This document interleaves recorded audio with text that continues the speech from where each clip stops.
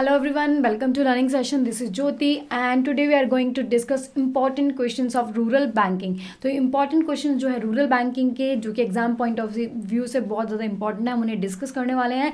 तो जल्दी से जो हमारा कोर्स है उसको भी एनरोल कर लीजिए ताकि आप फर्स्ट अटैम्प्ट में जो है अपना एग्जाम जो है वो क्रैक कर सके. उस कोर्स में आपको क्या मिलने वाला है? उस कोर्स में आपको मिलने वाला है conceptual full course videos Hindi and English mix language में and mock test, mega mock test, EPDF notes and recorded live classes. तो जल्दी से उस कोर्स को एनरोल कर लीजिए ताकि आप फर्स्ट अटैम्प्ट में ही अपने जो एग्ज़ाम है उसको क्रैक कर सकें. तो आप हमारे टेलीग्राम ग्रुप को भी ज्वाइन कर सकते हैं. Telegram group JIB CIB bank promotion exam से रिलेटेड जो भी अपडेशंस हैं, न्यू नोटिफिकेशंस हैं वो उसमें डाली जाती हैं, इसमें अपडेट करी जाती हैं. एंड साथ ही के साथ आपको इसमें क्या मिलने वाला है, जो आपका स्टडी मटेरियल है इन the form of questions and जो इंपॉर्टेंट टॉपिक्स हैं उनके PDF नोट्स जो है वो आपको इस ग्रुप में मिलने वाले हैं. तो जल्दी से इस कोर्स को जो है आप एनरोल कर लीजिए एंड हमारे टेलीग्राम ग्रुप को भी जो है ज्वाइन कर लीजिए. अगर हम ऑफर्स की बात करें तो फ्लैट 82% जो है वो ऑफ चल रहा है हमारे सब पैक्स पे. आपको उनको एनरोल करने के लिए कूपन कोड जो यूज़ करना है that is exams coupon code use करके आपको फ्लैट 82% जो है वो ऑफ मिलने वाला है. अगर हम क्रैश कोर्सेज़ की बात करें तो क्रैश कोर्सेज़ में जो आपको कूपन कोड यूज़ करना है क्रैश कोर्सेज़ को एनरोल करने के लिए that is webinar coupon code use करके आप जो है क्रैश कोर्सेज़ को एनरोल कर सकते हो. तो स्टार्ट करते हैं आज का लेक्चर. तो इंपॉर्टेंट क्वेश्चंस की बात कर रहे थे. सबसे पहला क्वेश्चन क्या है हमारे पास कि what are the major components of the borrower transaction from the following. अब बोरोर के लिए ट्रांजेक्शन कॉस्ट क्या रहेगी फ्रॉम द फॉलोइंग. ठीक है, इनमें से बोरोर की ट्रांजेक्शन कॉस्ट जो है वो क्या रहने वाली है. क्लियर. तो सबसे पहले है हमारे पास कॉस्ट ऑफ लोन नेगोशिएशन. क्या है? Cost of loan negotiation receipt and repayment which includes the expenditure related to travel and incidental expenses. ठीक है, कॉस्ट जो कि बोरोर के बिहाफ पे आ रही है नेगोशिएशन करने के टाइम पे उससे कॉस्ट जो मतलब लग रही है लोन लेने में वो ट्रांजेक्शन कॉस्ट होएगी. Receipt, repayments and including expenditure जो कि उसे ट्रैवल करने में लग रहे हैं from the home to bank. ठीक है. सेकंड क्या है? Documentation expenses which include expenditure incurred by the borrower in connection with the obtaining necessary certificates from the from the village authorities and no objection certificate from the other banks. ठीक है, तो ये उसकी cost रहेगी. या फिर opportunity cost of time spent for negotiating a loan which is estimated by the imputing the average prevalent veg rate. ठीक है, तो इसमें से जो है क्या कॉस्ट जो है बोरोर के लिए ट्रांजेक्शन कॉस्ट रहेगी या फिर all of the above answer रहेगा इसका. तो जल्दी से कमेंट बॉक्स में कमेंट कर दीजिए इसका क्या आंसर रहने वाला है. Yes, I am waiting for your answers. Transaction cost जो है बोरोर के ब्याप से कि बोरोर के लिए ट्रांजेक्शन कॉस्ट क्या रहने वाली है इनमें से. यस यस, क्या रहेगा इसका answer? Yes, the answer D option is the correct option कि all of the above. All of the above क्यों? अब जो है इसके लिए ट्रांजेक्शन कॉस्ट है बोरोर के लिए. देखो सिंपल सी बात है, अगर आप बोरोर हो, आपने लोन लेने जाना है. ठीक है, तो आप लोन लेने के लिए जो नेगोशिएशन करोगे उसमें जो कॉस्ट आएगी, रिसिप्ट, रीपेमेंट करनी है आपको. ठीक है, विच इंक्लूड्स एक्सपेंडिचर रिलेटेड. ठीक है, घर से आपको बैंक तक जाने के लिए जो एक्सपेंसेस, बार बार जाने के लिए जो एक्सपेंसेस लग रहे हैं वो सब आपकी ट्रांजेक्शन कॉस्ट रहेगी. Right.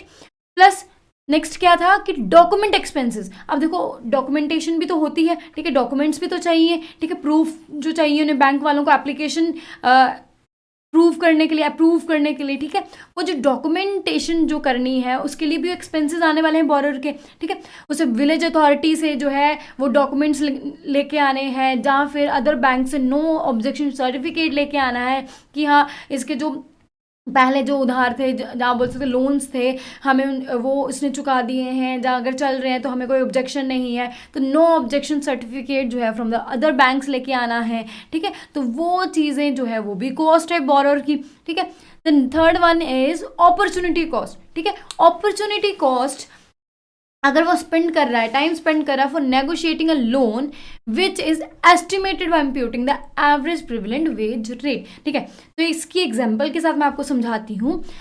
Suppose A is a person जिसने लोन लेना है फ्रॉम द बैंक, ठीक है, फ्रॉम द बैंक, ठीक है। अब इसने बैंक से लोन लेना है, तो इसको जो है बैंक के पास गया, ठीक है, नेगोशिएशन करने में इसको टाइम लग गया, सपोज से 2 और 3 आवर्स लग गए, ठीक है। बैंक में उसको टाइम इतना उसको स्पेंड करा उसने नेगोशिएशन में या फिर प्रोसेस में, ठीक है।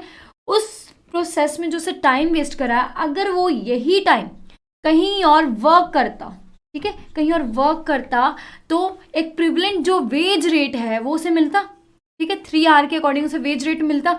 तो वो वेज रेट जो है, वो वेज रेट जो जब वेज वो छोड़ रहा है, ठीक है, क्या करने के लिए, इसको नेगोशिएशन करने के लिए बैंक में, दैट इज अपॉर्चुनिटी कॉस्ट, ठीक है।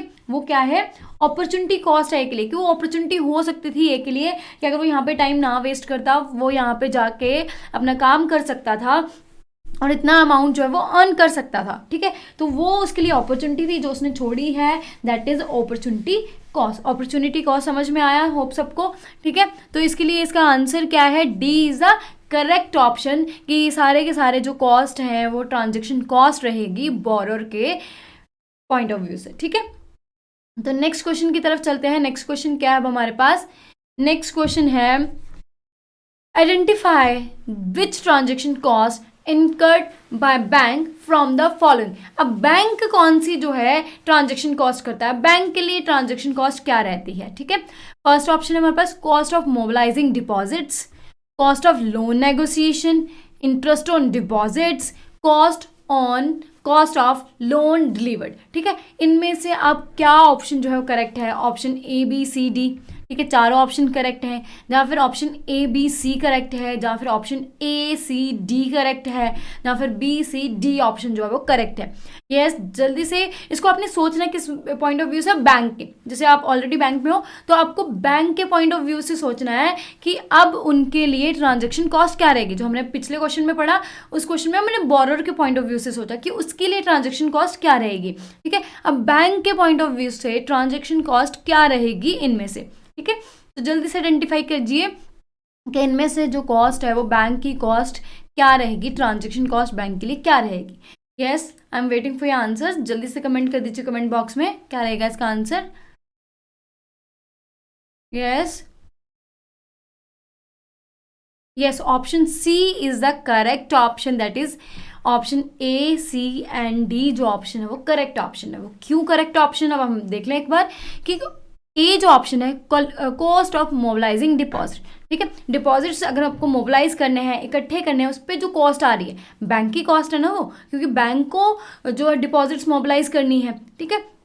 तो बैंक की ट्रांजेक्शन कॉस्ट हुई, ठीक है। नेक्स्ट कॉस्ट जो थी कॉस्ट ऑफ लोन नेगोशिएशन, तो नेगोशिएशन बैंक थोड़ी करेगा बोरोर के साथ, बोरोर करेगा ना बैंक के साथ। अगर देखो बोरोर को चाहिए ना कि बोरोर को होता है कि मुझे रेट ऑफ इंटरेस्ट कम देना पड़े, ठीक है। तो यहाँ पे नेगोशिएशन कौन करेगा, बोरोर करेगा। तो ये कॉस्ट किसके बिहाफ पे होएगी, ये बोरोर की कॉस्ट होएगी, जैसे हमने ऊपर डिस्कस करा था इसे, ठीक है। तो ये कॉस्ट जो है वो बोरोर की है, तो इसमें ये इंक्लूड नहीं होगी। नेक्स्ट है इंटरेस्ट ऑन डिपॉजिट्स, तो जो डिपॉजिट्स हैं उनके पास, जैसे सेविंग अकाउंट्स हैं, ठीक है, उनके ऊपर उन्हें इंटरेस्ट देना पड़ता है बैंक को, ठीक है। तो वो बैंक के लिए क्या होगी, ट्रांजेक्शन कॉस्ट होगी, ठीक है। वो ट्रांजेक्शन के लिए कॉस्ट बेयर करना पड़ रहा है बैंक को, तो बैंक क्या होगी, बैंक के लिए ये ट्रांजेक्शन कॉस्ट होगी। नेक्स्ट है कॉस्ट ऑफ लोन डिलीवर्ड। अब लोन डिलीवर करने के लिए जो कॉस्ट आ रही है वो भी बैंक की कॉस्ट है, क्योंकि बैंक को बेयर करनी पड़ेगी वो कॉस्ट, तो इसीलिए ये कॉस्ट भी क्या है, ऑप्शन जो है हमारे A C and D are the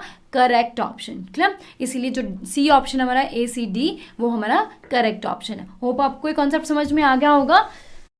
तो नेक्स्ट क्वेश्चन की तरफ चलते हैं। नेक्स्ट क्वेश्चन क्या है, the next question is the loan demand equation is specified with the hypothesis that demand is determined by various factors, ठीक है। अगर हम बात करें हाइपोथेसिस लोन, एक लोन डिमांड इक्वेशन के बारे में हमने डिस्कस करा था अपने कॉन्सेप्चुअल वीडियोस में, ठीक है। अब अगर आपने वो वीडियोस देखी हैं तो आपको ये क्लियर होगा कि लोन डिमांड इक्वेशन क्या होता है। ठीक है, दो दो ही इसके बारे में हमने बात करी थी, एक लोन डिमांड इक्वेशन, एक ट्रांजैक्शन कॉस्ट इक्वेशन के बारे में हमने बात करी थी उसमें। ठीक है, तो ये हमने अच्छे से कॉन्सेप्चुअल वीडियोस में जो है वो कवर कर रखा है। तो आप जल्दी से उस कोर्स को भी इनरोल कर लीजिए ताकि आप जो है अच्छे से कॉन्सेप्चुअल वीडियोस को भी गो थ्रू कर सको एंड अपने एग्जाम को फर्स्ट अटेम्प्ट में ही क्रैक कर सकें। ठीक है, तो उसके लिए आपको डाउनलोड करना पड़ेगा IIBF learning centre application from the Google Play Store, and if an iOS user then download the my institute app and use the organisation code that is GEGKT। ठीक है, इस ऑर्गेनाइजेशन कोड को use करके आप application को download कर सकते हो एंड जो है आप इस कोर्स को एनरोल कर सकते हो। क्लियर, तो यहाँ पे हम बात करने वाले हैं कि उस डिमांड डिटर्मिनेंट्स। ठीक है, लोन डिमांड इक्वेशन के अकॉर्डिंग हम क्या मान के चलते हैं कि डिमांड जो है वो किन फैक्टर्स में से, इनमें से कौन से जो फैक्टर्स हैं जिससे डिटरमाइन करी जाती है। ठीक है, transaction cost of the boring, interest rate charge, the proximity of the borrower's resident to the bank, the financial strength of the borrower, type of the bank। yes, क्या रहेगा इसका आंसर? जल्दी से जो है कमेंट बॉक्स में comment कर दीजिए कि डिमांड जो, ठीक है, अगर हम देखें कि डिमांड जो है वो किन फैक्टर्स पे से इफेक्ट होती है, या कौन से फैक्टर्स हैं जो डिटरमाइन करते हैं डिमांड ऑफ द लोन को। क्लियर, तो क्या रहेगा इसका आंसर? जल्दी से कमेंट कर दीजिए कमेंट बॉक्स में। यस यस, इसका भी आंसर क्या रहेगा? That is option C. Option C is the correct option. ठीक है, वो करेक्ट ऑप्शन क्यों है? मीन्स कि हमारे ऑप्शन A, B, D जो है वो करेक्ट ऑप्शन है। क्यों करेक्ट ऑप्शन है हम देखते हैं। The transaction cost of the boring. ठीक है, देखो बोरिंग की अगर ट्रांजेक्शन कॉस्ट ज़्यादा है तो उसकी डिमांड कम होएगी। ऑब्वियस सी बात है कि अगर हमें ट्रांजेक्शन कॉस्ट जो है ज़्यादा देनी पड़ रही है बोरर के पॉइंट ऑफ व्यू से अगर हम देखें तो वो डिमांड कम करेगा। ठीक है, तो जैसे अगर हम बात करें कि बैंक के पॉइंट ऑफ व्यू से भी, तो अगर उसे जैसे स्मॉल अमाउंट्स पे उसे ट्रांजेक्शन कॉस्ट ज़्यादा पड़ती है एज कंपैरिजन टू लॉन्ग जो लोन अमाउंट है उससे। ठीक है, वॉल्यूम ऑफ अमाउंट अगर ज़्यादा है तो ट्रांजेक्शन कॉस्ट, देखो ट्रांजेक्शन कॉस्ट तो वही रहेगी, उतनी ही रहेगी, बट अमाउंट ज़्यादा जा रही है तो उन्हें बेनिफिट बैंक को ज़्यादा होने वाला वहाँ पे। ठीक है, तो जो transaction cost of the borrowing है उसके ऊपर भी डिपेंड करता है डिमांड। ठीक है, डिमांड ऑफ द लोन जो है वो उस पर भी डिपेंड करती है। नेक्स्ट आता है इंटरेस्ट रेट चार्ज। अगर इंटरेस्ट रेट कम है तो डिमांड ज़्यादा रहेगी, इंटरेस्ट रेट ज़्यादा है तो डिमांड कम रहेगी। ठीक है, नेक्स्ट है proximity of the borrowers resident to the bank. ठीक है, अब बोरोर के घर से बैंक कितना दूर है। ठीक है, ये जो चीज़ है ये ट्रांजेक्शन कॉस्ट देखती है, क्योंकि ये किस में इंक्लूड होता है? ट्रांजेक्शन कॉस्ट में। अगर बंदे ने लोन लेना है तो वो जितनी भी दूर होगा जाना पड़ेगा उसे। ठीक है, तो ये चीज़ किस में कंसीडर करी जाती है? ट्रांजेक्शन कॉस्ट इक्वेशन में। ठीक है, किसमें? ट्रांजेक्शन कॉस्ट इक्वेशन में। ठीक है, ये देखी जाती है ट्रांजेक्शन कॉस्ट इक्वेशन में देखा जाता है। ठीक है, अगर हम लोन की डिमांड की बात कर रहे हैं तो उसमें इसे कंसीडर नहीं करा जाता, क्योंकि देखो सिंपल सी बात है, जिस पर्सन को लोन चाहिए ही चाहिए वो कहीं भी बैंक होगा वो जाएगा लेने। ठीक है, जब हमें ट्रांजेक्शन कॉस्ट देखनी है तब हम ये चीज़ देखेंगे कि बैंक से जो है बोरर का घर कितनी दूर है, उसको कितनी ट्रांजेक्शन कॉस्ट पड़ रही है बैंक तक आने में। ठीक है, तो नेक्स्ट था हमारा financial strength of the borer. Yes, borer की फाइनेंशियल स्ट्रेंथ कैसी है उसके अकॉर्डिंग ही वो लोन लेगा। ठीक है, तो ऐसा तो नहीं है कि कोई फार्मर है उसके पास इतनी क्या बोलते प्रॉपर्टी भी नहीं है, इतना लैंड भी नहीं है, बट वो उसको 4-5 करोड़ का लोन चाहिए तो वो 4-5 करोड़ का लोन लेने आ जाएगा, ऐसा तो नहीं होगा ना। ठीक है, तो उसकी जितनी फाइनेंशियल स्ट्रेंथ है बोरर की उसी के अकॉर्डिंग जो है वो लोन भी लेगा। क्लियर, तो नेक्स्ट है टाइप ऑफ बैंक। तो टाइप ऑफ बैंक भी जो है ट्रांजेक्शन कॉस्ट के लिए देखेंगे कि जहाँ पे हमें जो है ट्रांजेक्शन कॉस्ट जो है कम पड़ रही है हम वहाँ पे जाएंगे। ठीक है, तो ये जो पॉइंट्स थे हमारे A, B, D जो है वो लोन डिमांड के अकॉर्डिंग। ठीक है, तो हम लोन डिमांड के अकॉर्डिंग हम इन्हें कंसीडर करते हैं। होप आपको कॉन्सेप्ट जो है वो क्लियर हुआ होगा। तो नेक्स्ट पॉइंट की तरफ चलते हैं, नेक्स्ट क्वेश्चन की तरफ। The next question is transaction costs are hypothesized to be determined by the following factor। अब हम ट्रांजेक्शन कॉस्ट की बात करने वाले हैं कि ट्रांजेक्शन कॉस्ट जो है वो किन फैक्टर से डिटरमाइन करी जाती है, ठीक है। फर्स्ट है size of loan applied by the borer, ठीक है, साइज कि वो ज़्यादा बिग अमाउंट ऑफ लोन ले रहा है, स्मॉल अमाउंट ऑफ लोन ले रहा है, available of credit from informal source, the value of assets owned by the borrower, type of the bank, and हमारे पास क्या है, the proximity of the borrowers resident to the bank, ठीक है। तो इनमें से क्या ऑप्शन जो है वो करेक्ट ऑप्शन रहने वाला है, जल्दी से कमेंट कर दीजिए कमेंट बॉक्स में कि क्या ऑप्शन जो है करेक्ट रहने वाला है। ट्रांजैक्शन कॉस्ट के जो डिटर्मिनेंट फैक्टर्स हैं वो कौन से हैं? यस क्या रहेगा इसका answer? Yes, the option B is the correct option, ठीक है। ऑप्शन बी जो है वो करेक्ट ऑप्शन है। वो क्यों करेक्ट ऑप्शन है? क्योंकि जो साइज ऑफ द लोन, जैसे हमने पहले भी डिस्कस करा था इसे, ठीक है, पिछले पॉइंट में भी हमने इसे डिस्कस करा था कि size of the loan matter करता है। अगर देखो सिंपल सी बात है, अगर मैं आपको समझाऊं कि स्मॉल अमाउंट जो है, सपोज ए बोरोर है, बी बोरोर है, सी बोरोर है, डी बोरोर है, ठीक है, उनको जैसे इसको 50,000 का लोन चाहिए, इसको 40,000 का लोन चाहिए, ठीक है, इसको 30,000 का लोन चाहिए, इसको 20,000 का लोन चाहिए, तो हर एक के केस में हमें पूरी डॉक्यूमेंटेशन करनी पड़ेगी, ठीक है, लोन उसके लिए डॉक्यूमेंटेशन करनी पड़ेगी, फाइल लगानी पड़ेगी, ठीक है। तो वो पूरा प्रोसीजर जो लोन देने का प्रोसीजर होता है वो डिफरेंट होएगा सबके केस में, और ठीक है, तो उनके लिए उतनी ही ट्रांजैक्शन जो है वो बैंक के लिए ट्रांजैक्शन कॉस्ट रहेगी, ठीक है। सपोज अगर एक पर्सन है, दैट इज ई पर्सन, ठीक है, ई इज अ पर्सन, उसको 1 करोड़ का जो है वो लोन चाहिए, 1 करोड़ का लोन चाहिए, ठीक है, तो उसके लिए जो है वो एक ही बार प्रोसेस करना पड़ेगा, ठीक है। तो अमाउंट ज़्यादा गई है बट ट्रांजैक्शन कॉस्ट वो कम रही है।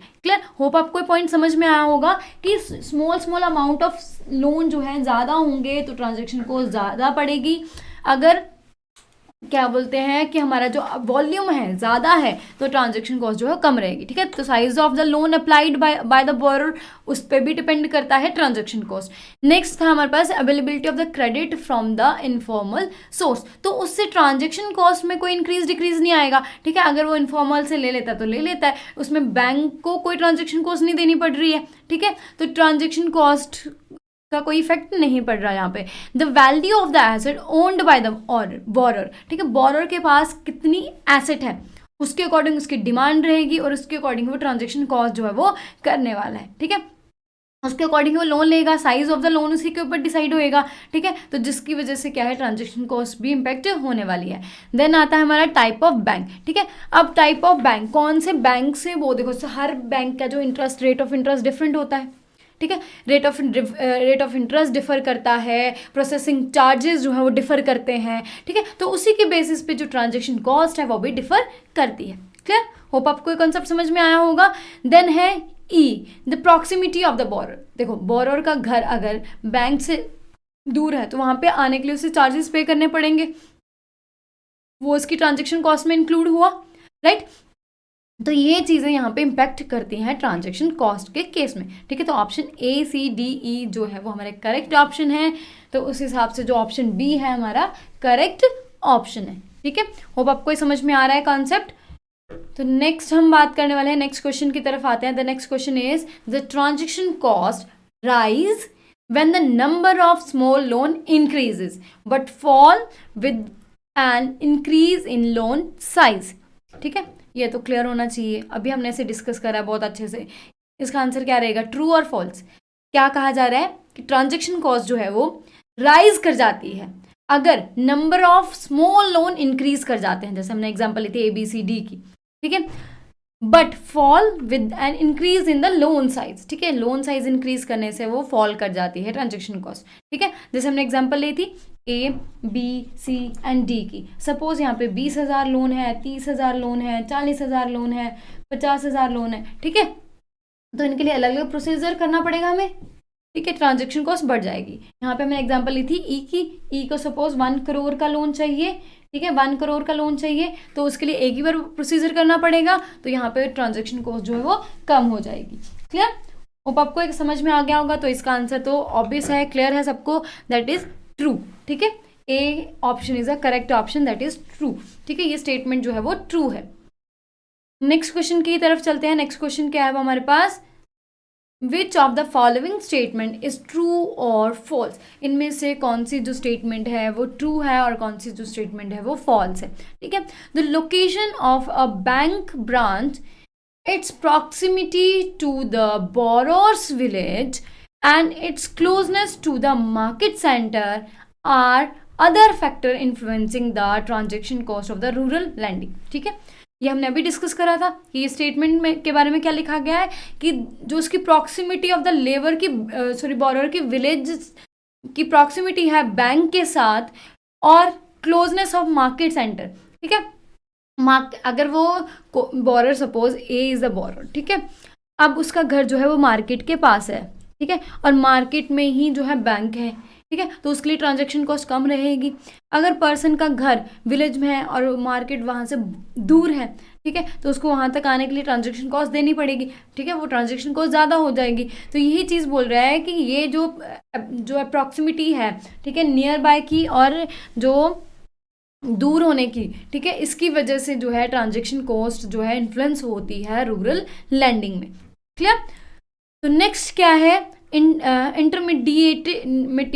intermediation help the bank branches in more than one way, like the identification of the borrower, documentation, supervising, follow-up and recovery. These aspects considerably reduce the transaction cost of the lending by bank, ठीक है। Second जो हमारी statement है वो क्या कह रही है कि जो हमारे इंटरमीडिएटर्स होते हैं, ठीक है, जैसे सेल्फ हेल्प ग्रुप के बारे में हमने बात करी थी, ठीक है, हमारे जो बिजनेस कॉरेस्पॉन्डेंस मॉडल की हमने बात करी थी, तो ये जो मिडल मैन्स होते हैं, इंटरमीडिएटरीज होते हैं, ये क्या करते हैं, हेल्प करते हैं आइडेंटिफिकेशन ऑफ द बोरोर में, ठीक है। बैंक को अब आइडेंटिफाई करना नहीं पड़ेगा बोरोर को कि कौन जो है वो इस स्कीम जो भी लोन वो है किसको वो उन्हें लोन देना है, ठीक है। डॉक्यूमेंटेशन वो कर देते हैं, सुपरवाइज करते हैं, फॉलोअप करते हैं उनको साथ के साथ, एंड रिकवरी भी करते हैं जो लोन की रीपेमेंट के लिए, क्लियर। तो ये चीज़ें अगर वो कर रहे हैं तो इससे transaction cost of the bank जो है वो रिड्यूस हो जाती है, ठीक है। तो ये इनमें हमें बताना क्या था, क्वेश्चन क्या था कि इन दोनों में से जो कौन सी स्टेटमेंट सही है, ठीक है। तो ऑप्शन क्या है हमारे पास, only statement A is true, only statement B is true, both statements are true and both statements are false. तो क्या इसमें आंसर रहेगा, मेरे हिसाब से ये ऑब्वियस हो गया है, क्लियर हो गया है आपको कि आंसर क्या, आंसर जो है सही होना चाहिए। Yes, yes, option C is the correct option, both statements are true, ठीक है, दोनों स्टेटमेंट्स ट्रू है कि जो घर के अगर पास बैंक है तो ट्रांजैक्शन कॉस्ट कम पड़ेगी, घर के ज़्यादा दूर है बैंक तो ट्रांजैक्शन कॉस्ट जो है ज़्यादा पड़ेगी, क्योंकि रूरल एरियाज़ में बैंक जो है फारफ्रंग, जैसे फारफ्रंग एरियाज़ हैं वो जो बहुत सारे पिछड़े हुए गाँव हैं उनके लिए बैंक्स दूर हैं, ठीक है, तो उनके लिए ट्रांजैक्शन कॉस्ट ज़्यादा रहती है, इसलिए रूरल एरिया में लैंडिंग के लिए ये चीज़ें जो है इन्फ्लुएंस करती हैं ट्रांजैक्शन कॉस्ट को, ठीक है। सेकंड, इसी के लिए ये इंटरमीडिएशन मॉडल लाया गया था, जैसे बिजनेस कॉरेस्पॉन्डेंस मॉडल है, सेल्फ हेल्प ग्रुप्स हैं, तो ये हेल्प करती हैं बैंक्स को बोरर को आइडेंटिफाई करने में, डॉक्यूमेंटेशन में, सुपरविजन में, फॉलोअप में एंड रिकवरी में, क्या। तो बहुत जो स्टेटमेंट्स हैं हमारी ट्रू स्टेटमेंट्स हैं, क्या। नेक्स्ट क्वेश्चन की तरफ चलते हैं। नेक्स्ट क्वेश्चन क्या है हमारे पास, the next question is dependence on subsidies threatened the longevity of the rural financial institutions and subject them and their clients to risk in the form of possible variations, especially reduction in future subsidized fund is what type of risk, ठीक है, वो किस तरह का risk है, ठीक है। अगर सपोज कि यहाँ बोला क्या गया है कि ज़्यादा डिपेंड रहते हैं सब्सिडीज़ पे, ठीक है, अगर जो बैंक्स भी या फिर क्लाइंट्स भी सब्सिडी पे डिपेंड रहते हैं कि हाँ जिसमें सब्सिडी मिलेगी हम वही लोन लेने हैं हमने, और बैंक भी कहता है यहाँ सब्सिडी देनी पड़ेगी, गवर्नमेंट सब्सिडी दे रहे हैं हम वही लोन देंगे, ठीक है। अगर ऐसा रहेगा तो longevity of the rural financial जो इंस्टीट्यूशंस हैं, ठीक है, रूरल फाइनेंशियल इंस्टीट्यूशंस हैं, जो बैंक्स हैं, रूरल बैंक्स जो हैं, उनकी जो लॉन्जिविटी है, लॉन्जिविटी कहते हैं लॉन्ग लाइफ उनकी, ठीक है, जो लॉन्ग लाइफ पे उन पे इम्पैक्ट पड़ेगा, क्लियर। इम्पैक्ट कैसे पड़ेगा, देखो अगर वो यही सोचते रह जाएंगे कि हाँ जहाँ पे गवर्नमेंट सब्सिडी दे रही है हम वही लोन देंगे लोगों को, अदरवाइज हम लोन नहीं देंगे बाकी के, ठीक है, तो उनका बिजनेस कैसे चल पाएगा, क्योंकि बैंक का बिजनेस क्या है, बैंक का काम क्या है कि डिपॉजिट्स लेना एंड उनको लेंड करना टू द पीपल, ठीक है। तो उनको तो इफेक्ट पड़ेगा पड़ेगा। Their client to risk in the form of possible variation specially reduction in the future subsidise fund. अगर फ्यूचर में सब्सिडी कम हो गई तो क्लाइंट भी कम हो जाएंगे उनके, ठीक है।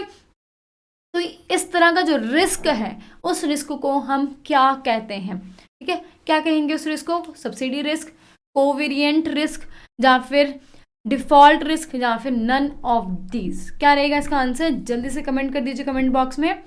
यस, क्या रहेगा इसका आंसर,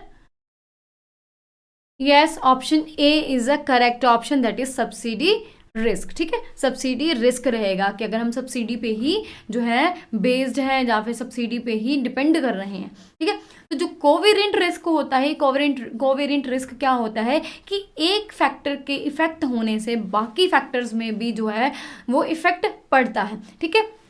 ये इस तरह के रिस्क होते हैं कि जैसे कि कोई भी एक फैक्टर इफेक्ट कर रहा है, उस फैक्टर के इफेक्ट होने से बाकी के फैक्टर्स पे भी जो इम्पैक्ट पड़ रहा है, ठीक है, ये होता है कोवेरिएंट रिस्क। और डिफॉल्ट रिस्क तो आपको पता ही है कि जब कोई डिफॉल्ट कर जाता है, वो पेमेंट नहीं कर पा रहा है, ठीक है, तो वो हो गए हमारे डिफॉल्ट रिस्क, ठीक है। तो नेक्स्ट क्वेश्चन की तरफ चलते हैं। नेक्स्ट क्वेश्चन क्या है हमारे पास, choose the correct option with the context of the following statement, ठीक है। इस फॉलोइंग स्टेटमेंट के कंटेक्स्ट में क्या स्टेटमेंट है, measures to reduce risk cost by RFIs, rural financial institutions के को जो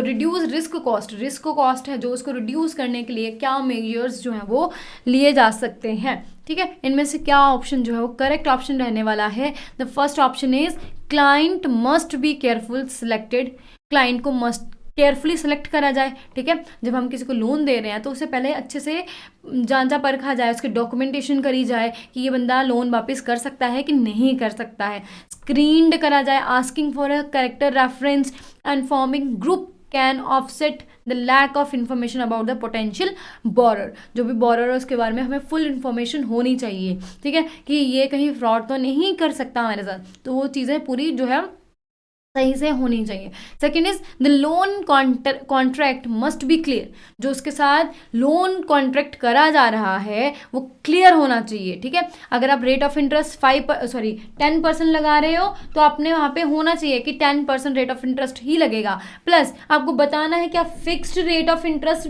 लगा रहे हो या फिर फ्लोटिंग, ठीक है, फ्लोटिंग रेट ऑफ इंटरेस्ट लगा रहे हो, वो आपको मेंशन करना चाहिए, ठीक है, कि आपको कौन सा तरह का रेट ऑफ इंटरेस्ट जो है वो आप चार्ज करने वाले हो। तो क्लियर होना चाहिए, सिंपल होना चाहिए और एक्सप्लिसिट होना चाहिए, ठीक है, जिसमें कोई भी डाउट का कोई भी पॉइंट ना रह जाए, ठीक है। तो वो इतना क्लियर, सिंपल एंड एक्सप्लिसिट होना चाहिए। The third point is the effective interest rate should be quoted to the client, ठीक है। इफेक्टिव रेट इंटरेस्ट, तो इंटरेस्ट रेट जो है वो इफेक्टिव होना चाहिए, ये नहीं कि आप अपनी मर्जी से उसे 15% 16% के हिसाब से जो है रेट ऑफ इंटरेस्ट चार्ज करे जा रहे हो, ठीक है। तो वो जो है इफेक्टिव रेट ऑफ इंटरेस्ट होना चाहिए, ना कि उसे लगे कि मुझे ज़्यादा चार्ज करा जा रहा है, ना कि आपको लगे कि हम बहुत कम रेट ऑफ इंटरेस्ट पे जो है वो लोन दे रहे हैं, क्लियर। तो इनमें से आप कौन सा ऑप्शन जो है वो सही है जो कि मेजर लिया जा सकता है, reduce the risk cost of rural financial institution, जहाँ फिर सारे के सारे ऑप्शन जो है वो करेक्ट ऑप्शन है।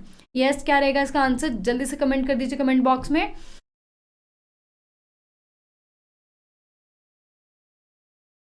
Yes, option D is the correct option, ठीक है। ऑप्शन डी जो है वो करेक्ट ऑप्शन है। ये सारे के सारे जो हमने पॉइंट्स डिस्कस करे हैं, ये सारे के सारे मेजर्स हैं to reduce the risk cost by rural financial institutions, clear. तो नेक्स्ट क्वेश्चन की तरफ चलते हैं। नेक्स्ट क्वेश्चन क्या है हमारे पास, the next question is who among the following first launch self help group bank linkage programme. इनमें से कौन सी इंस्टीट्यूशंस हैं, ऑर्गेनाइजेशन है जिसने self help group linkage programme जो है वो स्टार्ट करा था। RRBs, regional rural banks, NABARD, SBI, RBI, कौन सा जो है वो इसमें से ऑर्गेनाइजेशन है, बैंक है, जिसने जो है सेल्फ हेल्प ग्रुप को जो है बैंक लिंकेज प्रोग्राम को लॉन्च करा था, फर्स्टली लॉन्च करा था। क्या रहेगा इसका ऑप्शन? जल्दी से जो है कमेंट बॉक्स में कमेंट कर दीजिए। ये तो सिंपल है, आई थिंक आपको सबको पता होगा इसका answer. Yes, option B is the correct option, that is NABARD. ठीक है, नबार्ड ने ही जो है self help group bank linkage programme को फर्स्टली लॉन्च करा था। ठीक है, इसमें क्या था, जो सेल्फ हेल्प ग्रुप्स हैं उनको एज ए इंटरमीडिएटरी यूज करा नबार्ड ने, ताकि जैसे हमने ऊपर डिस्कस करा था कि इंटरमीडिएट्स जो सेल्फ हेल्प ग्रुप्स हैं जो लोकल एरिया के ही लोग होते हैं। ठीक है, तो लोकल जो बैंक की जो पॉलिसीज़ हैं, जब बैंक के जो आप बोल सकते हो प्रोडक्ट्स हैं जैसे लोन हैं जो उनके, तो वो जिस लोगों को जितनी रिक्वायरमेंट है उसके अकॉर्डिंग उनको जो है प्रोवाइड करवाया जाता है इन इंटरमीडिएटरीज के थ्रू। ठीक है, सेल्फ हेल्प ग्रुप्स के थ्रू। तो बैंक और जो पीपल हैं जिनको लोन चाहिए उनके बीच में लिंकेज का काम कर रहा है सेल्फ हेल्प ग्रुप। ठीक है, बैंक लिंकेज प्रोग्राम। क्लियर हुआ आपको? तो नबार्ड ने स्टार्ट करा था ताकि जो लोग हैं वहाँ के, जिनको डायरेक्टली बैंक अप्रोच नहीं कर सकते, वहाँ के जो लोग हैं, सेल्फ हेल्प ग्रुप है जब वहाँ का, तो उनको एज ए इंटरमीडिएटरी बनाया जाए, ताकि जो है वो, क्योंकि वो आइडेंटिफाई करते हैं उन लोगों को। ठीक है, उनको पता है किसको कितनी रिक्वायरमेंट है, किसको किस तरह के लोन की रिक्वायरमेंट है। ठीक है, वो उनकी डॉक्यूमेंटेशन को भी जो है कर सकते हैं। क्लियर? तो रिकवरी का प्रोसेस भी वो फॉलो अप कर सकते हैं, उनको सुपरवाइज कर सकते हैं। तो ये इसलिए जो नबार्ड ने फर्स्टली लॉन्च करा था self help group bank linkage programme को। क्लियर? होप आपको ये कॉन्सेप्ट समझ में आ गया है। तो नेक्स्ट क्वेश्चन की तरफ चलते हैं। नेक्स्ट क्वेश्चन क्या है? How many members are there in one self help group? एक सेल्फ हेल्प ग्रुप में जो है वो कितने मेंबर्स होते हैं? यस, क्या रहेगा इसका आंसर? जल्दी से कमेंट कर दीजिए कमेंट बॉक्स में, क्या रहेगा इसका आंसर? यस, यस, हमने इसे डिस्कस करा हुआ है पहले भी। क्या रहेगा इसका answer? Yes, option C is the correct option. ठीक है, option C is the correct option. ठीक है, तो ये option is the correct option. देखो, बट कुछ केसेस में वो 5% भी मिनिमम हो सकते हैं, जो बहुत फार फ्रंग एरियाज हैं, जहाँ फिर जो लोग जो है स्पेशल पर्सन होते हैं, जैसे कि हैंडीकैप हो गए। ठीक है, उन लोगों का अगर कोई ग्रुप है तो उसमें मिनिमम जो है 5% भी हो सकते हैं। ठीक है, तो नॉर्मली 10 to 25 जो है वो पर्सन इसमें रहते हैं सेल्फ हेल्प ग्रुप्स में। ठीक है, होप आपको ये कॉन्सेप्ट समझ में आए होंगे। तो जल्दी से हमारे कोर्स को एनरोल कर लीजिए। हमारे कोर्स को एनरोल करने के लिए आपको डाउनलोड करना पड़ेगा IIBF learning centre application from the Google Play Store, and if an iOS user then download the my institute app and use the organisation code that is GEGKT। तो जल्दी से इस कोर्स को एनरोल कर लीजिए ताकि आप जो है कॉन्सेप्चुअल वीडियोज़ को गो थ्रू कर सकें एंड अपने एग्जाम को फर्स्ट अटेम्प्ट में ही क्रैक कर सकें। Thank you for the day.